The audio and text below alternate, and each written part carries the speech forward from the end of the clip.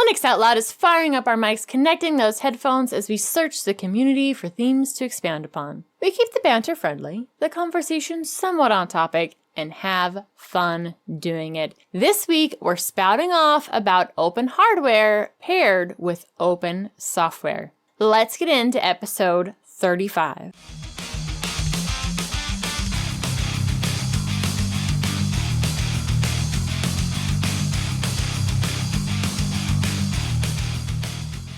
Linux Out Loud is brought to you by DigitalOcean and Bitwarden.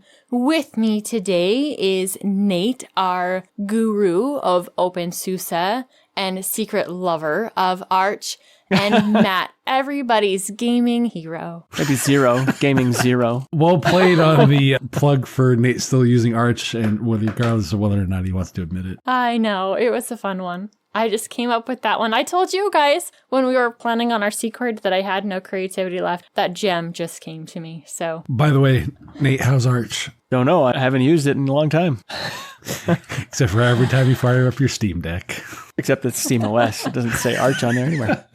Keep telling yourself that. Now, Nate's not the only one with hardware that he loves. You are selling some hardware to make space and replacing it with something else. Yeah, so I have a custom built desktop right now. It's one of the mid-size ATX cases, so it's not like a huge space that it takes up. But I also have 4 consoles and the desktop on my desk on either side of the monitor, plus the microphones, plus all the peripheries to enable everything else to, do streaming and all that fun stuff. So there's a lot of wires and a lot of clutter, and I am getting rid of the desktop because Minis Forum came out with a system that I finally wanted, and Nate's heard me whine about this constantly, that I love AMD systems, but I want something better than integrated graphics. It's just a whole gamer thing. The Steam Deck's the exception, Nate, before you even start going down that route, because I know you're going to try to throw that in my face. I'm not going to try to throw anything in your face. I can't even see your face. So how could I even throw anything in your face? Come on, man. This is a podcast. Verbally. Yeah, I know. I made a very big deal out of the last time you bought a piece of hardware because you said you weren't going to anymore. We even did a flashback to you saying that you weren't going to be getting new hardware, all of that fun stuff. So this is where that is coming from, because he knows that I like to give him a hard time when he's like, yeah, I don't need anything else. I'm just happy with everything I've got right now. Other than the Steam Deck, I'll be buying that because I already pre-ordered it. And then, well... Yeah, it lasted about 4 weeks. But it lasted about maybe 4 weeks. Though, to be fair, I absolutely love the idea of a system like this that does have AMD all around. It is very, very hard to find a laptop or some of these pre-built systems that have AMD graphics cards in them. Mm-hmm. And with my time with NVIDIA graphics cards and using Linux, and it's specifically for laptops, and I actually had a conversation about this, not just for Linux itself, but other people in my real world life that have had issues with NVIDIA graphics cards on laptops in general. It's just not a great experience overall. AMD is so much better in this field, especially with the openness of their drivers. I cannot wait for you to tell us how this is running. Yeah, so what I plan on doing with this is I plan on using, there's a ISO image called Hollow ISO that is a unofficial re-implementation of SteamOS. And I'm going to try and see how well it runs on this particular machine, because that'll give me my quote-unquote gaming mode, as the very console-esque kind of deck UI and everything else. But having used the deck for a lot of stuff, I know what I can and can't do as far as on the desktop end. It will fulfill basically like 90% of what I need to do, so I'm okay with any of that aspect of it. The specs, though, for the cost is what I love the most, because this is running on a Ryzen 9 5900HX, has an AMD Radeon RX 6600M, so it's a mobile GPU, but 8 gigs of RAM on that. 32 gigs of RAM is the version I bought, and I got a 512 NVMe with it, and that was under $1,000. Sounds like a really solid machine for a decent price. Yeah, I mean, it looks like a great machine. And the fact that it's small, that's the biggest thing for me. Yeah, it reminds me of the e-machines from kind of late in e-machines life. Remember e-machines? I do. They had like those cheap small ones that were tilted in a diamond formation looking thing, or like a instead of a square. Kind of reminds me of that, except with a neat engraving on the side. Not that I think this looks like it's a cheap e-machine. It just happened to remind me of the e-machine. No, the form factor. I know what you mean. Yeah. In the market of getting rid of the desktop, the full bore desktop that, ironically 6 months ago I just bought a new GPU for. When you said you weren't going to buy anything at all, but yeah, I got it. Go ahead. Actually, the GPU thing I had talked to Wendy about, and we had discussed that for quite a while, actually, haven't we, Wendy? Like, I'll send you my old one when I get a chance. Yes, absolutely. That was a major bonus for me because I ended up with an upgraded graphics card from him buying that one. So I really didn't give him a whole lot of crap on that one. Good point. I withdraw my crap giving on that, Matt. She got an upgraded Vega 64 and whatnot. So, back off. No, you're right. You're right. Absolutely right. But for me, literally, it's just mostly a space constraint issue. I kind of shared a picture on the Discord with you guys. And as you can tell, my desk is a bit cluttered, to say the least. So the space is really more needed than anything else just because of how limited my desk spacing is. Wendy, it's like what Zeb used to try to do when he had like the two 43-inch monitors or whatever he had going on for a while. Yeah. He had like another desk basically just for the monitor. I don't have that luxury of having the other desk, so I have to kind of work within my constraints. And to be fair, my desk is 20 square feet in size, and it's not big enough. Plus, we now have 2 inside cats that have decided that when I'm at my desk working, they need to be asleep on my desk. I do have a picture of one sleeping on my keyboard, so that takes up a chunk of it as well. So you can always need a bigger desk. It doesn't matter what your system looks like, you'll collect more stuff. So this is what I think is going to happen. You're going to get this smaller overall desktop computer, and then there's going to be more gaming systems that needed to be added to your desk because, oh my gosh, look at all of this space I have to fill. Well, see, and next thing you know, you won't have space on your desk again. Well, see, luckily that can't happen because the outlets and stuff, I don't have enough for the other systems. So. Oh, I am sure you would figure it out. No, that's why the other ones sit behind me on my other area, my filing cabinet and stuff with the TV over there. No, I can't. Trust me, I've tried.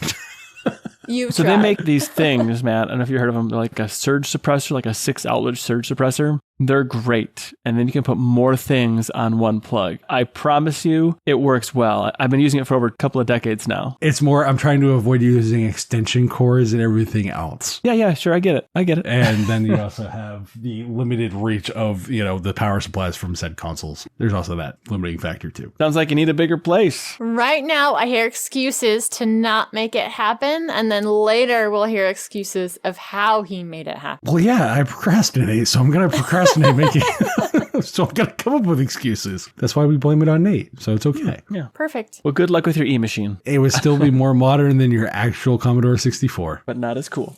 Debatable.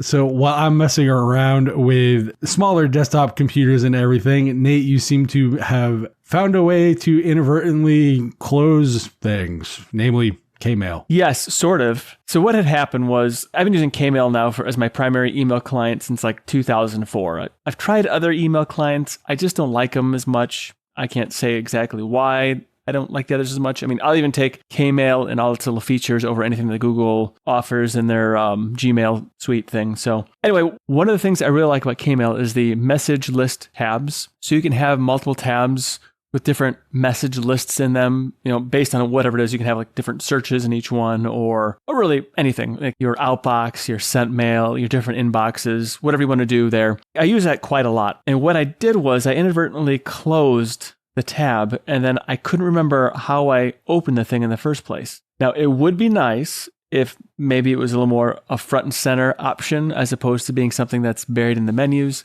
But so I didn't forget where it was, I decided I would make a note to myself on cubicleNate.com where the Kmail message list tabs were. And, for the benefit of those that are listening, you go to View, Message List, Create New Tab. Actually, it's very easy to find, really. It makes sense where it is. I just couldn't find it. Anyway, so as a note to myself, I'm very happy that I know where it is. So now I can inadvertently close a tab again and be able to open them back up if I've closed them all out. So that was it. Nothing terribly exciting, but I was very excited. I was happy personally that I was able to figure it out. So are these tabs where you have specific messages open or different files of messages that come in from a particular sender? What are the tabs for? The tabs specifically are like, I'll have in my cubicleNate.com inbox, I'll have it open in multiple tabs. But one of them is filtering out just the Linux Saloon stuff. One is filtering out, maybe I'm looking for specific messages from a specific person, and another one. And then when I get new mail, as I invariably do, I have that tab open as well, or other inboxes. But that's really basically what I use it for. So I can very quickly jump between them and whatnot without creating another folder. I can just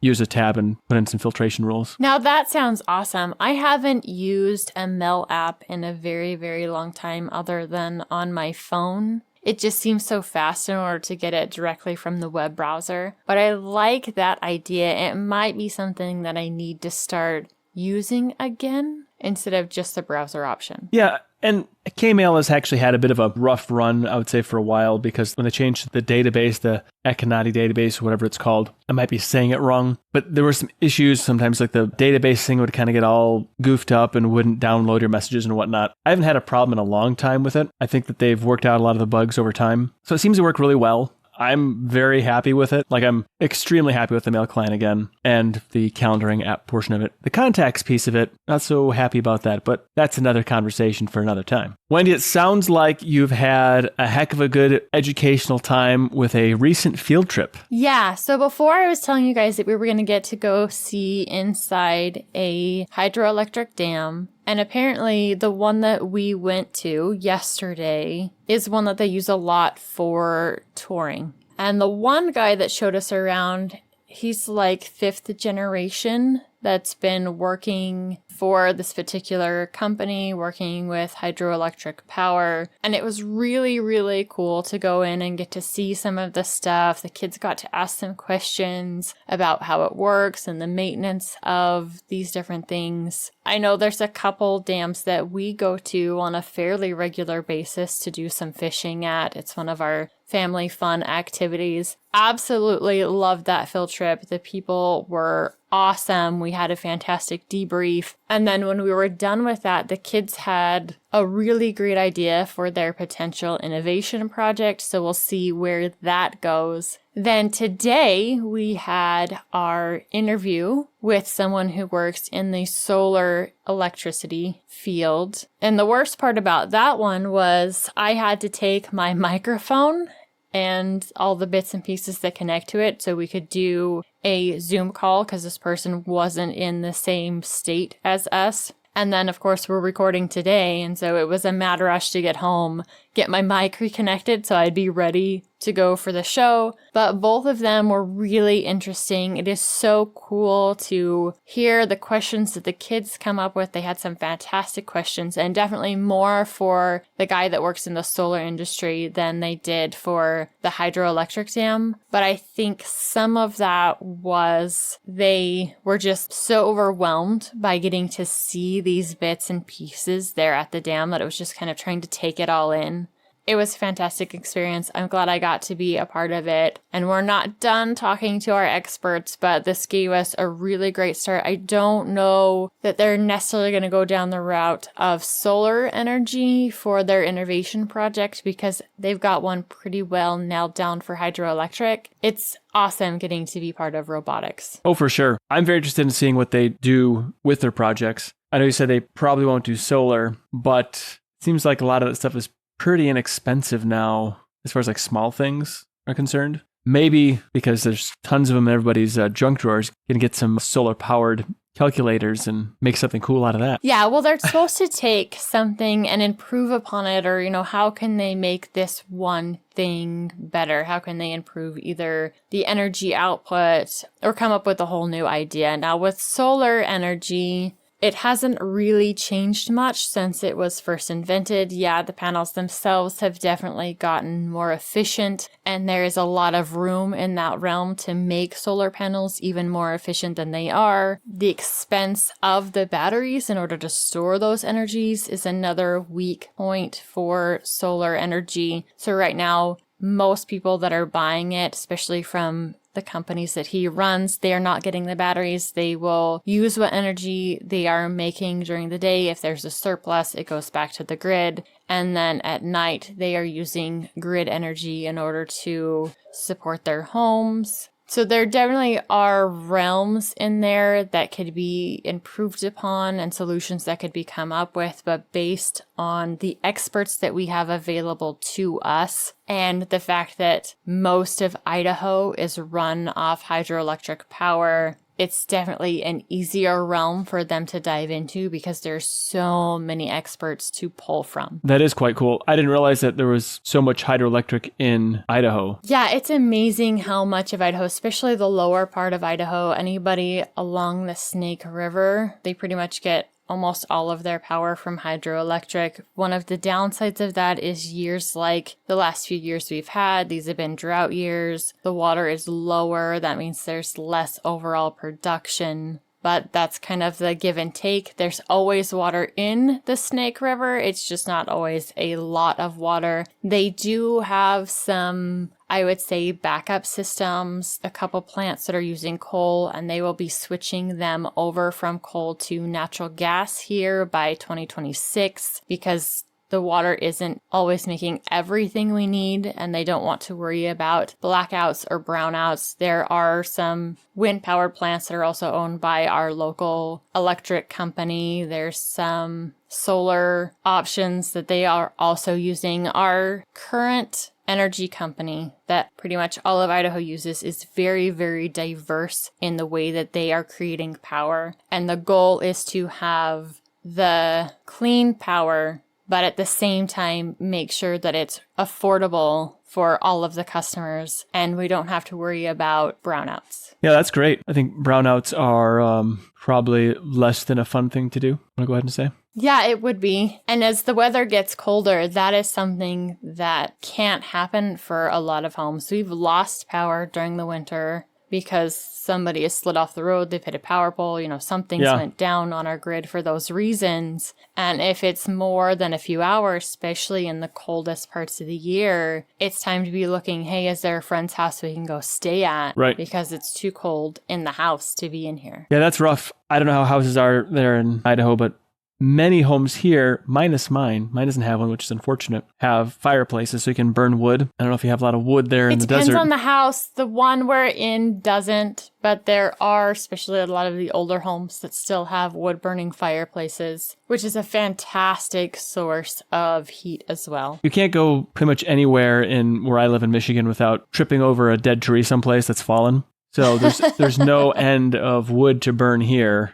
But I know that's not the case for every place. That's definitely the case around here too, though the wood is harder to get to. We've had invasive pine beetles come in and kill a lot of the trees. And so those trees are now standing fire hazards for the rest of our forest. But because those mountainous areas are so steep, they're a lot harder to get into and get that dead wood cut. A little more treacherous, for sure. Yeah, absolutely.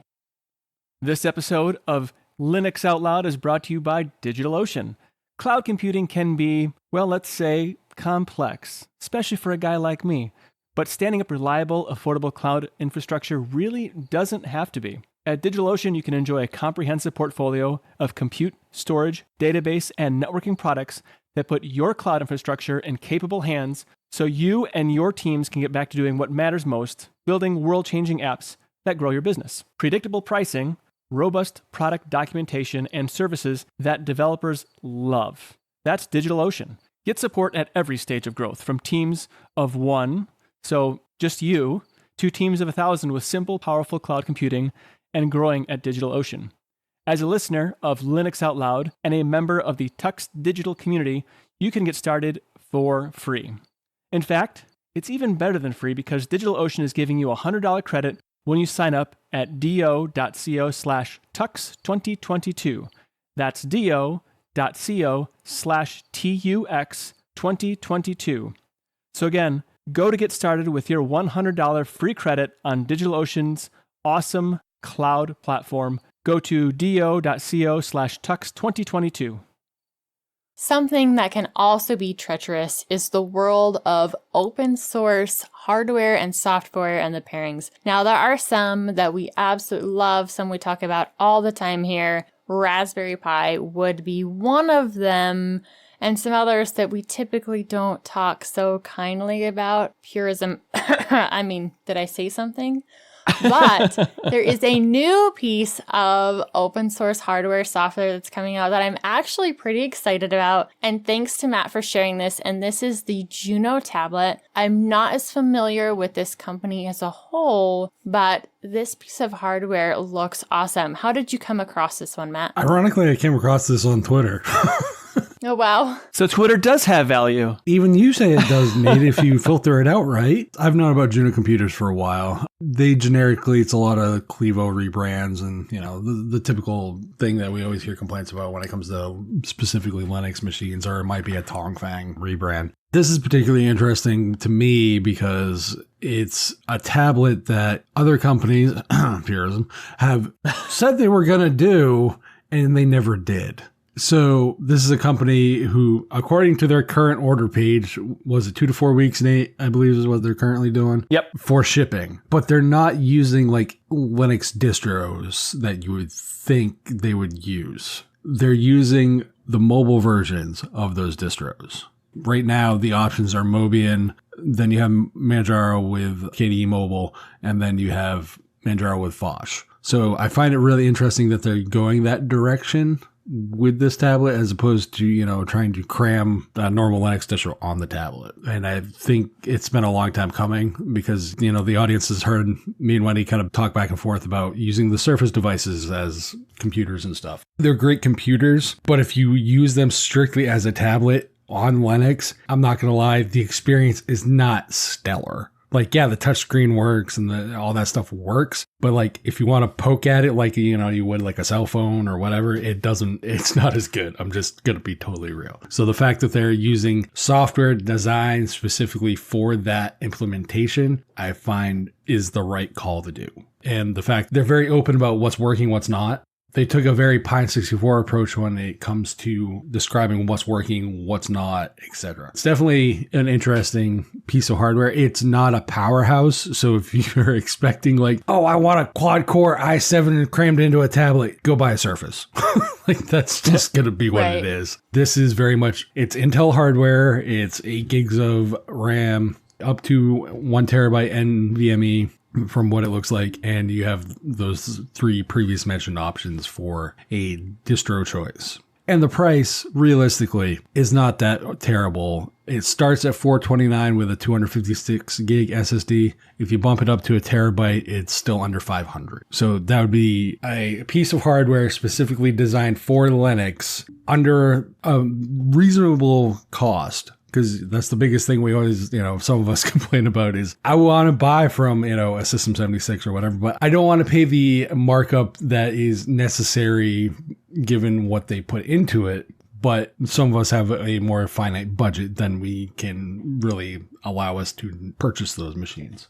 Yeah, I think for sure. It seems like a great deal to me. I mean, $480 for a computer, essentially. I mean, it's a tablet, but yeah, it's a computer tablet. That's x86 based, so you don't have to deal with the weirdness that is ARM, the inconsistencies in ARM. 8 gigabytes of RAM. I think it's not bad. Sure, it's soldered on, but I mean, it's a tablet. An SSD at 1 terabyte at $480, 1080p screen. I think that that's actually a really good deal. I mean, there's lots of things you can do with that. I'm just thinking, just right off the top of my head, it could be like an ad hoc secondary screen if you're working on something, using like, VNC or something like that. There are ways to make it a screen for them to communicate back and forth. They have Plasma Mobile for Manjaro, Phosh or Hosh as well, and Moblin. I think those are fine choices. I'm not sure why they forgot to put OpenSUSE Tumbleweed on there, since they do have, there's a build for the Pine phone, so they do have a Plasma Mobile builds going on already. And, June, I'd be glad to test that for you and work on it. I'm more than happy if someone is happening to listen to this.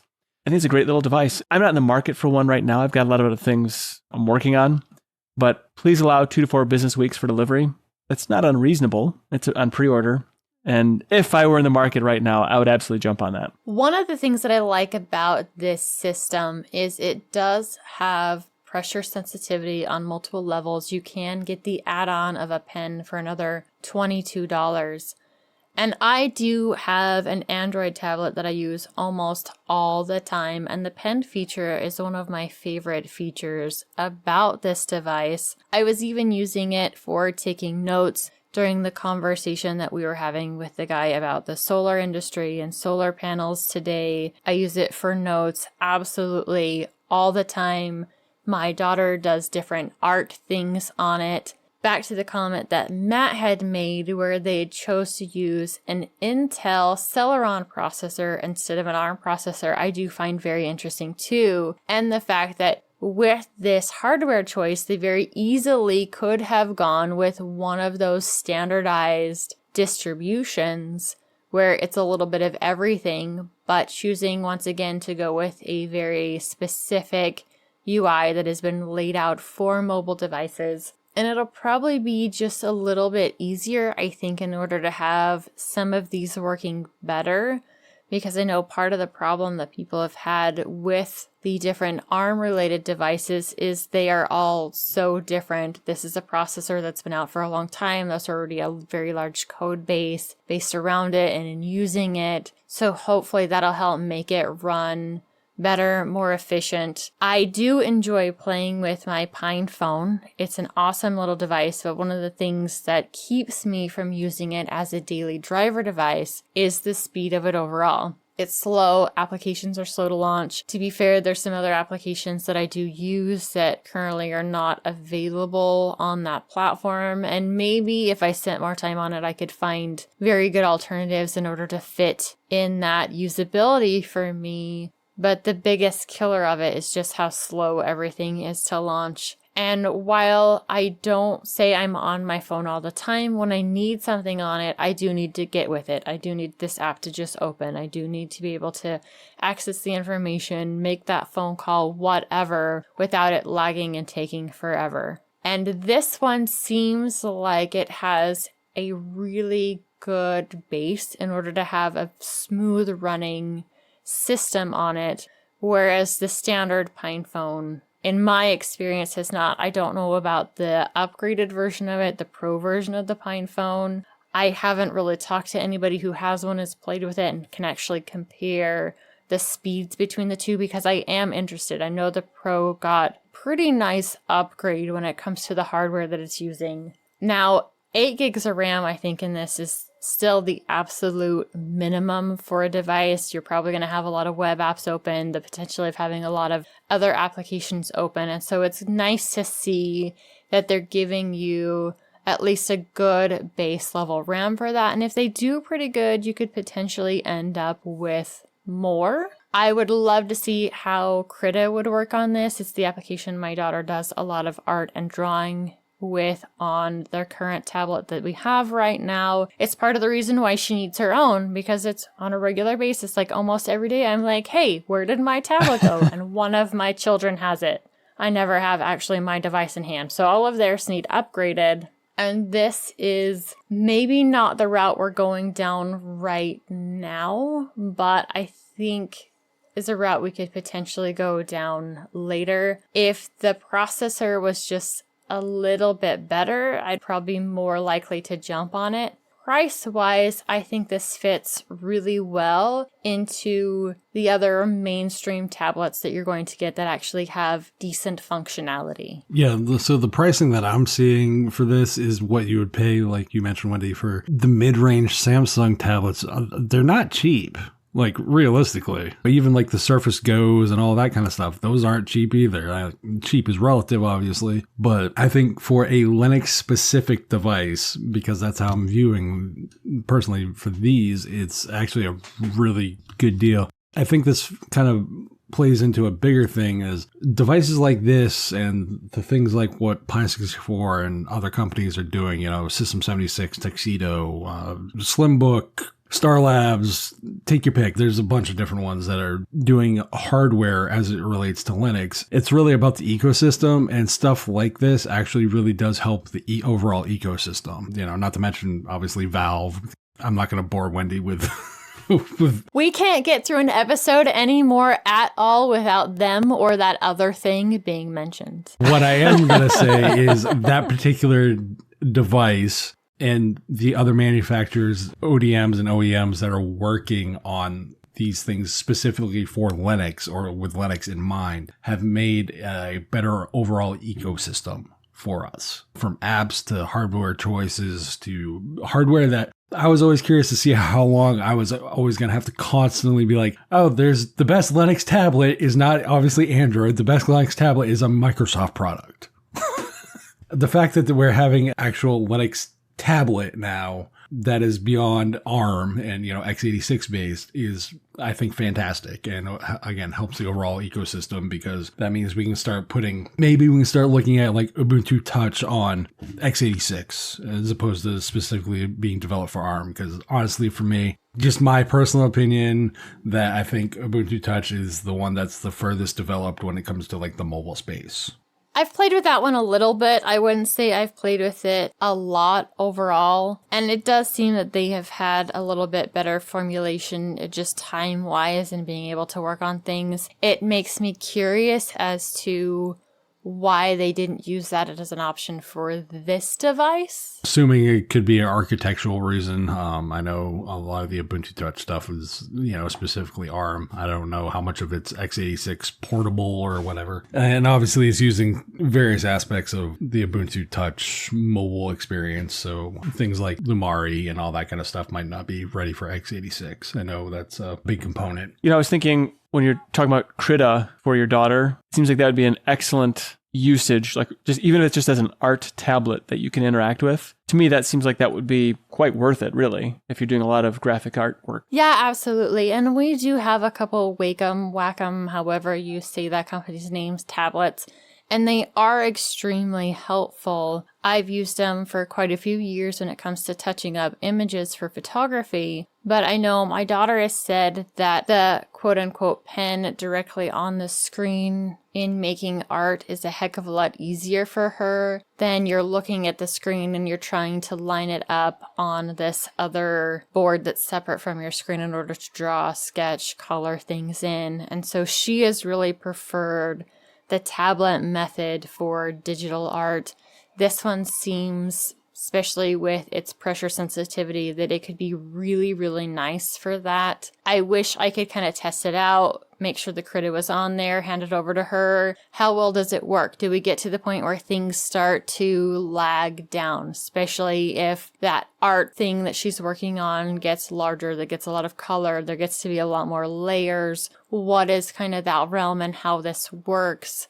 There was another tablet, and I can't remember the name of the company. It was one of the Chinese companies that also launched earlier this year. I haven't heard much about that one since the launch. They did have an operating system that you could install on other tablets as well, and I was kind of a little leery on that one, and I can't remember exactly why. There was something about... Jing OS. Yeah, and I think there was some different tracking and stuff that couldn't be turned off. And I really don't want to invest in another operating system that is tracking where I have no control of being able to turn that off. So I've kind of really not done anything else with it. But that is another option that's out there in order to look at for tablets and the like. Yeah, for sure. If an operating system is tracking me, I really have a hard time with that, especially if it's something that's locked down and tracking me where you can't at least give me the option to shut it off or something like that. Or even the flexibility and freedom to move to a different operating system easily, like this tablet, Juno tablet, very likely you'd be able to put a different operating system on it just because it's x86 based and so forth. So my thought is something like this, I would have a lot more confidence in, especially in the future, if I were to have something like this and do maybe some kind of artwork on or whatever. As far as the tablets out there right now, this one ranks at the top of my list. Yeah, for me too. If I was to go ahead and pick up an open source laptop right now, this would be the one to get. I would love to see some different testing and stuff run on it before I got one for sure for the kids.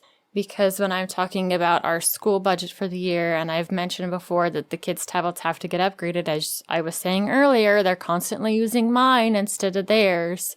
So theirs need to be upgraded, but I don't want to invest that school money that I have on something and then realize that it's not actually going to work for the things that the kids need to use it for. If it was just a piece of hardware to get, to play with, to test, that's one thing, but there are certain criteria that it has to meet. So I'm looking forward for this to get into the hands of some of the Linux folks out there and for them to report back how it's working. One of the options I've also thought about, if Raspberry Pis were more available, is using them. I know there are touch screens that are available for the Raspberry Pi to use. They are a really awesome, simple single board computer that I think would fit very, very well into building your own kind of laptop touchscreen computer with them. And they have quite a few different options when it comes to which OS you're putting on them. I don't absolutely love the stock Raspberry Pi. I don't love Debian. I do have that set up on the one right here next to me that's going to be used for the build hat. I've played with it a little bit. So it is an option. That's another way in order to get a device like this. You're still using some, I would say, quality hardware that's not super expensive, or at least wasn't super expensive before they've had this issue with supply.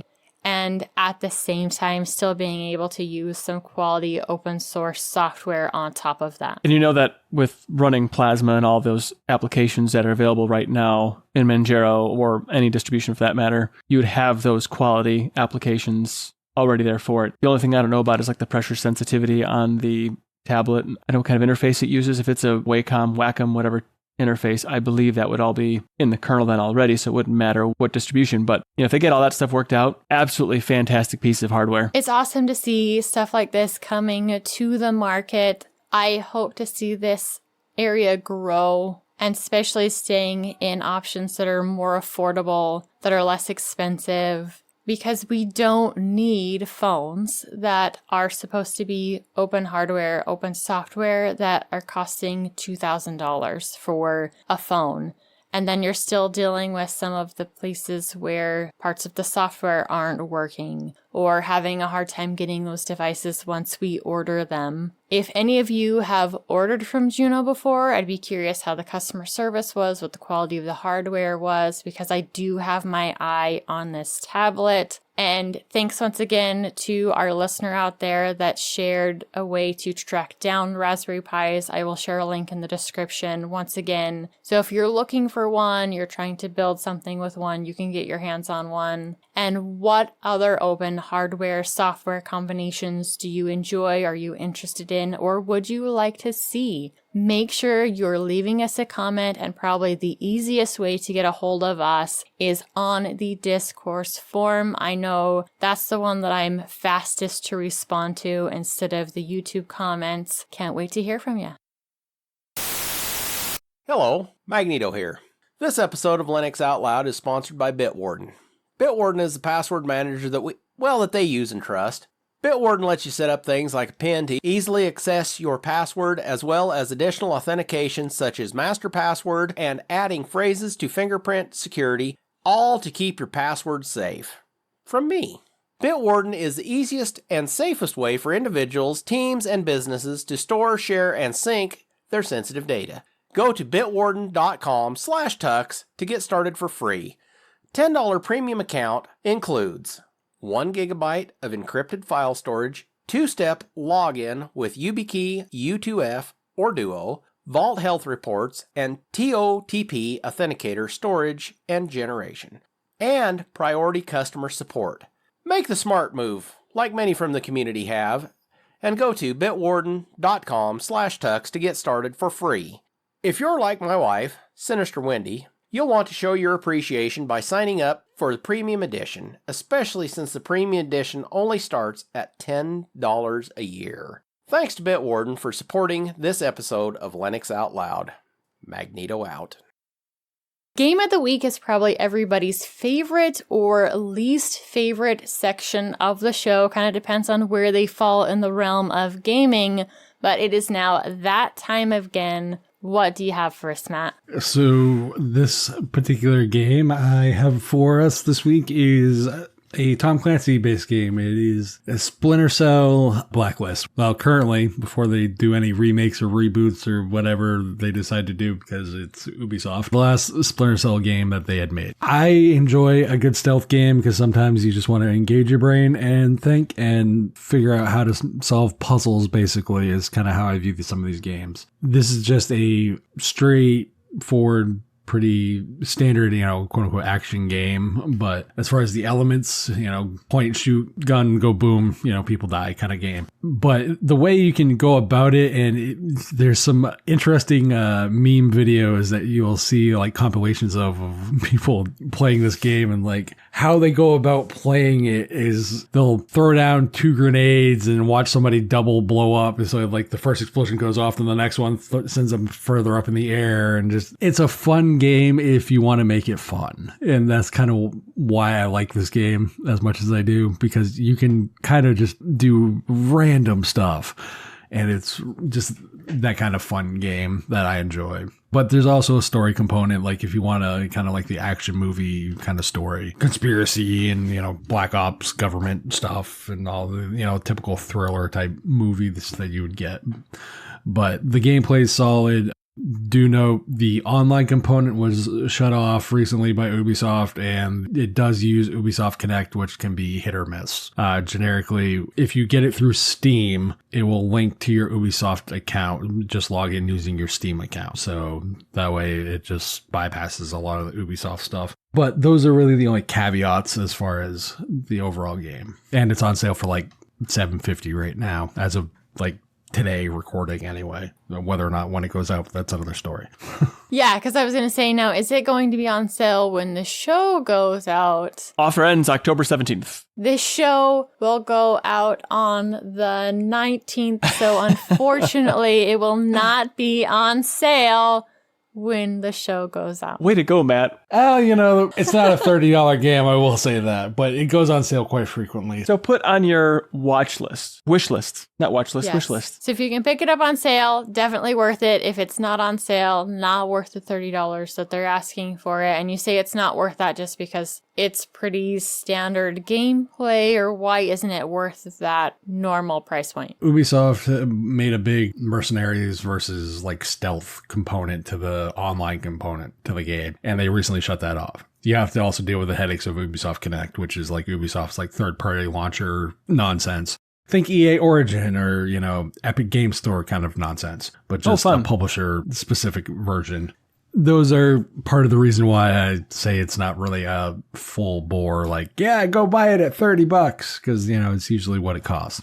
But if it's on sale, the single player experience is worth it. There's enough variety in the gameplay and kind of how you approach things. And you can get really inventive with the in-game story kind of gameplay stuff and just kind of have some fun with it. This style of game is definitely up Magneto's alley. He is not one to want to play multiplayer games. So the fact that that part's been shut down, he really would not care about. So if this is running really well on a Linux system, then this is one we have to check out. One of his other favorites, and I don't think it likes this graphics card. I really don't think it likes the Vega 64 because it was running just fine with the RX 580, but it's crashing with the 64, and I haven't had time to kind of dig in and play with it. But I think it's the Wingman game that hasn't been playing very well with this graphics card. The Project Wingman game? Yeah. Well, there's 2 recommendations. If you want a more realistic, less simmy type game, Project Wingman is actually really good too. It's less Ace Combat.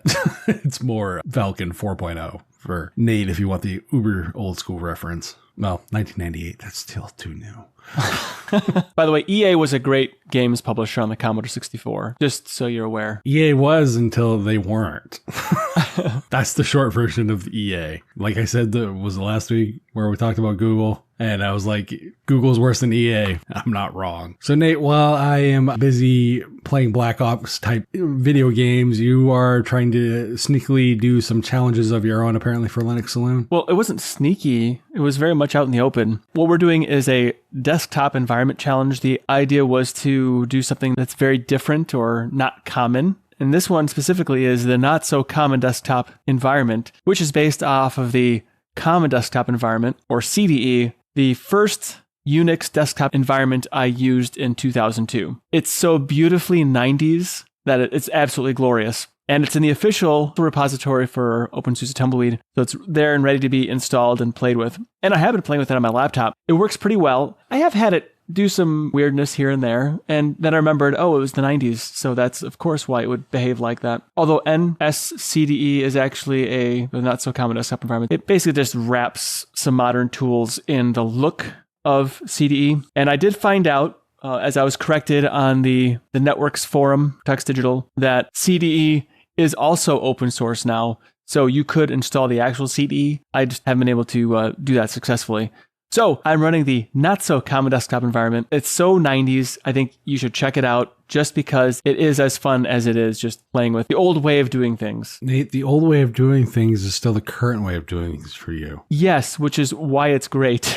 Yeah, I have to say I've actually pulled up some screenshots of this, and when you say it is like all 90s all the way, you are not kidding. That theme brings me back to the days of my younger school years. Holy moly. Yeah, it looks so like Full House or Family Matters, from TGIF. Right? And it looks so very much like a desktop environment. I don't know. I just think it's absolutely just fantastic to look at. Fun to use. That the teal and brown combinations, just beautiful. Remind me not to let you decorate my house. I wouldn't decorate my house like this. I wouldn't decorate my house, period. If you look at my house now, I haven't painted the walls, and it's we're selling the house look, so it's all very plain and white and, neutral colors. So I wouldn't ever dare decorate my house. Good to know. All I'm going to say, Nate, if you're going down the rabbit hole of weird, esoteric desktop environments, go use UDE. UDE, I haven't heard of this. I'm going to write this down. Unix desktop environment. I'll check that out. But Wendy, it looks like you found something new to play with and follow you along your fitness journey. That I have. I finally got to start lifting again. So last week I was full force into it using somebody else's program, and I absolutely love their programming. The downside of it is really made for using with a commercial gym.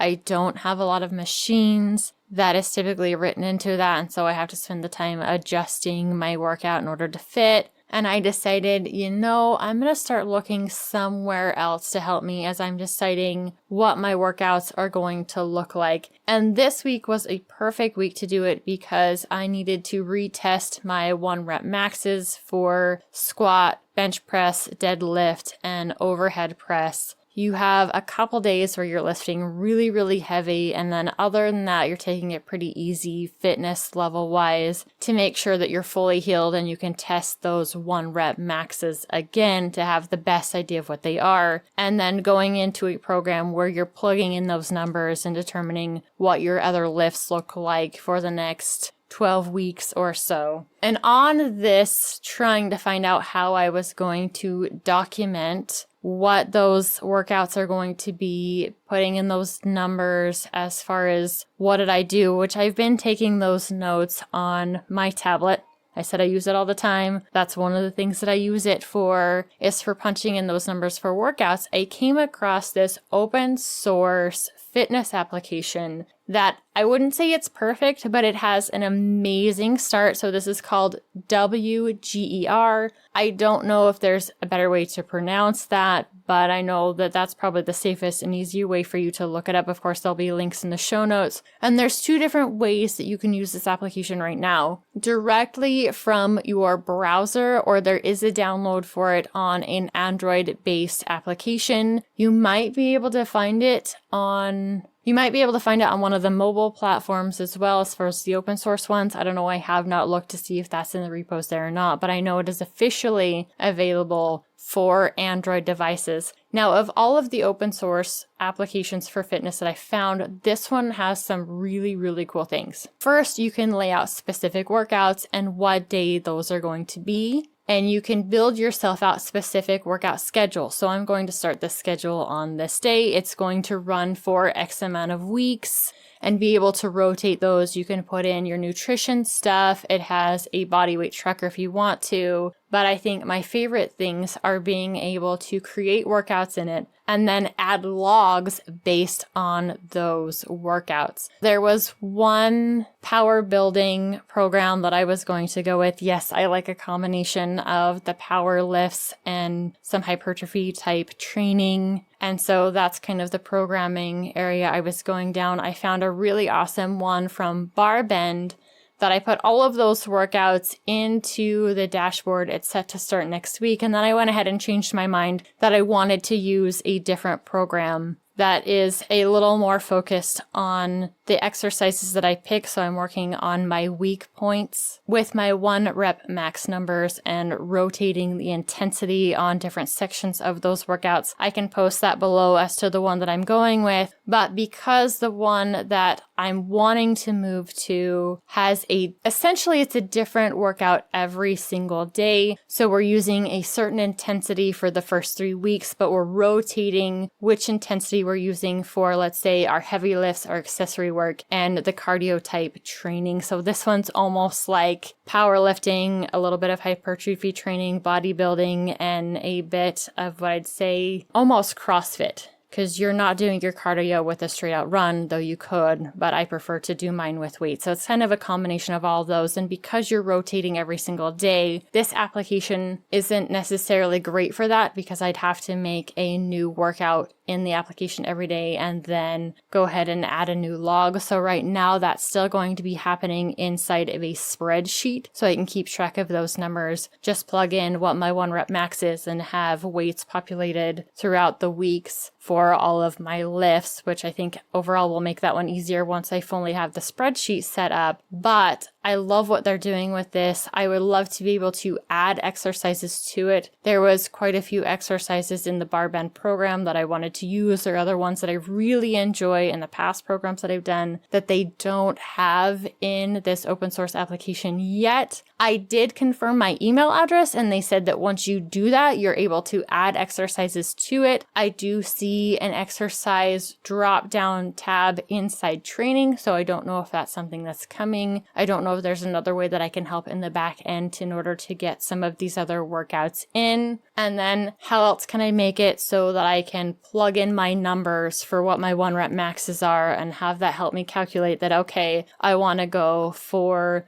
3 reps at 80% of my 1 rep max on this lift, and have that kind of help self-populate when I'm going through my different workouts and what I want to use. Well, I think that's pretty darn awesome. I don't know what kind of spreadsheet or information you're looking to track, but I can share with you the spreadsheet I use to track my workouts, if that would be at all helpful. Yeah, that would definitely be awesome. This one that I'm putting together right now is pretty customized for the program itself. So I have the different waves and how much this program wants you lifting for your light, medium, and heavy, depending on the section, what that is. And then I have it set so on my 4 main lifts, squat, deadlift, bench press, overhead press, I can just plug into the top of that what my 1 rep max is, and it'll calculate what that is for those 3 different sections. And then each wave, how much you're lifting for light, medium, and heavy actually goes up. You're using a larger percentage of your 1 rep max on those days because, of course, the goal is to go up in weight. So the next time you test, your 1 rep max is heavier. This one right now is pretty customized. I now have a tab for week 1 where I'm pulling in all of those numbers and being able to relate back to the first sheet of the spreadsheet series in order to pull numbers from them. So it is taking a while to set up, but it is one, and I will definitely share it once I have it finished. So if it's something that somebody else wants to do, all of the hard work of setting up the spreadsheet is done. But it would be nice if I could pull something like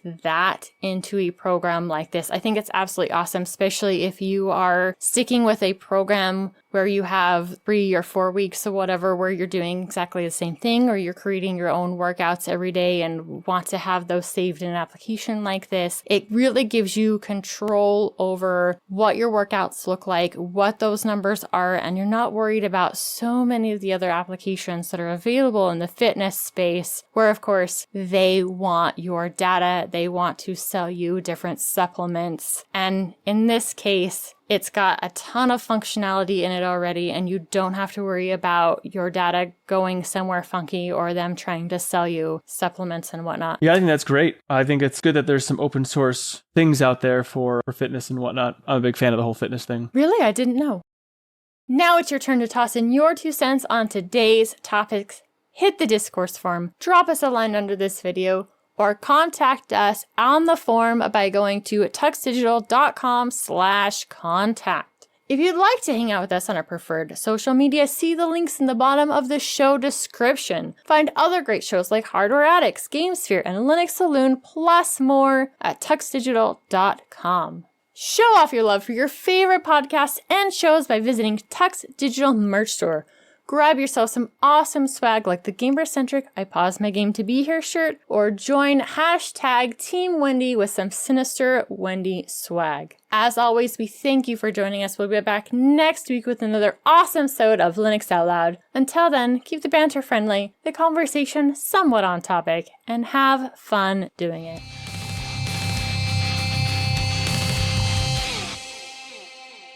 Nate and I got way off topic when it came to working out. So if you're not interested in that, go ahead and head off. The podcast is over. But if you are interested in the rest of our workout discussion, hang tight and here it goes. I'm a big fan of the whole fitness thing. Really? I didn't know. Yeah. I'm very excited I was able to do overhead squats now. Not a whole lot of weight. Oh, heck yeah. It's cool to be able to actually do that and actually make some progress. But I have noticed that in my advanced age, I have some weeks where there is no max. Like I'm not even getting close to the max because of an injury or nagging something. It's nice to be able to track and see how you do over a period of time. I mean, I've been tracking my workouts since 2008, and I have every week accounted for since. Seems like I should be in better shape if I've been tracking it that long. But, you know, we all have our genetics. We all have our genetics. We have plateaus that we hit. And so it can be hard to step out of those different plateaus, especially if you've been working out for a lot of years. I know when I started again, I hadn't really worked out much in like a year, probably a year and a half, since I'd actually done a whole lot of working out. And so I do have numbers from before, but I really don't want to go back and look at them because I already know that I had lost a lot of strength. I already knew that I'd lost a lot of muscle tone with the weight loss that I'd had. I know this is kind of weird to say, like I had my weight loss when I wasn't working out instead of while working out, and it's because I was losing muscle mass, not lifting, and losing bone mass because I was no longer under the same loads. And so at this point, I just want to train really hard for a little bit, actually start feeling more comfortable in some of the movements, and then I'll go back and look at those numbers and kind of set up a plan of where I want to be with those maxes here a couple months from now. I have different equipment now than I did when I was in a gym. But as far as like bench and everything else, I physically maxed probably about 4 years ago for like my bench, but like pull-ups and things like that. I actually maxed this year, but then, you know, an injury and had to nurse that injury for a while. You know, what can you do? Yeah, that's right. Things come and go. The bench press is actually one of my better lifts. I would love to say that it was the squat, but having hip surgery when I was little means that some of those movements actually take longer. Not working out for as long as I did means that there is much more digression in those muscles than I would even like to admit. Even though the bench press myself is not my favorite lift to do, it is definitely one of the ones where I have the most success. It's one of the easiest ones. And they're also fun. They are fun. Lifting heavy is fun. It is fun. I just can't express how much I love to lift heavy and how relaxing it is to just step into the gym. So in this case, it's my home gym, burn out some aggression by getting under some heavy weight and then going about my day. I truly enjoy working out. I have to get my day started every day doing that. Otherwise, I just don't have a good day. I know, I definitely prefer it. And that's kind of one of the things that I don't necessarily like about some of these other workouts, especially the ones where the goal is to increase your 1 rep max. It's because it's saying like a 4-day workout week. I'm going to try to squeeze it to 5, but at the same time, make sure I'm recuperated enough to actually do some heavy lifts the next day because I do want to progress in how much weight that I'm lifting and Right. the flexibility and mobility and getting under a good squat. I know when I tested my 1 rep max this time, I was very conscientious about not just getting through lifting the weight, but making sure that I was in the proper form in order to catch that weight, because I'd like to get to the point that I'm able to do some of the Olympic lifts, and your bottom position in those is so incredibly important. And I don't want to cheat myself, be like, oh yeah, my 1 rep max in the squat is this, but then I couldn't actually do that in a snatch or a clean. Doing the Olympic lifting, though, I really want a squat rack, or I should probably just make one, I suppose. Right now, mine's a DIY one that I use for bench press and squatting. The downside of that is I don't have a safety on it. When I'm doing the 1 rep maxes or really the heavy lifts, I need to have someone come out and spot me, which my older daughter and my oldest son right now are more than capable of being able to come do. Like, they get a little bored when I was testing 1 rep max on Monday for my squat and my bench press, where they're just kind of hanging out until I reached that limit, because I did push it until I literally could not stand up with it or could not physically get it pushed up anymore, because I wanted to make sure that I did have that number. And it takes a while because, you know, you want to make sure that you have a full amount of rest in between those lifts so that the muscle has fully been recuperated and I have all of the energy there in order to try it again, to once again make sure that it is a true 1 rep max. So I don't absolutely love it. I would love to get an actual really good like half rack, something like that, where I had the safety bars and could do those lifts without needing to have somebody come out and babysit me when I'm reaching for a PR. But, you know, it is what it is right now. I need more weight. I'm employing all of my metal. I'm out of weights, so I need more weight. Well, just come on over. It may not be enough. I've got, I think, a 300-pound set, so it depends on what you're squatting. I'm talking about for my bench. I need more weight for my bench. I don't have 300 Oh, pounds. for your bench. Yeah, I only got 200 pounds. All I have.